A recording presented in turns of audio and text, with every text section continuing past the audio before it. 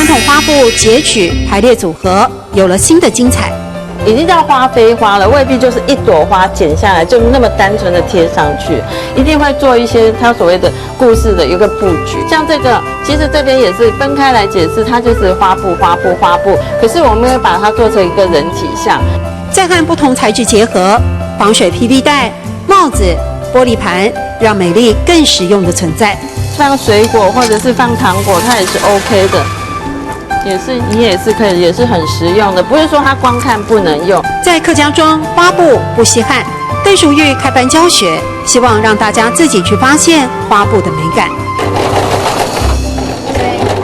他们刚开始上课的时候，也不见得每个人都喜欢花布，他会觉得说很红很熟悉。但是我希望说，我接着这上课，把这个红花布让他们慢慢接受说，我们不是那么传统。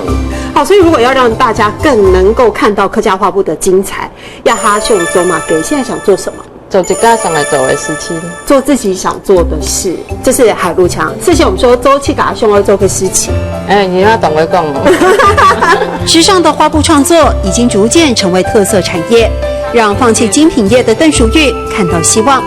她在竹东的老家经营40多年的布行，这些年也感受到消费者对花布的青睐。现在很多年轻人会买，像那个学校布置什么也是都要这个客家花布。我觉得台湾这个客家花布，它真的可以足以代表我们台湾本地的东西。从最初拿来当随身包袱，客家花布现在越来越多元的运用，也是因为有心人的珍惜与推广，让花布之美不止美在客家。呀哈上周嘛嘅，做七家上爱做嘅事情。呀哈上周嘛嘅，做七家上爱做嘅事情。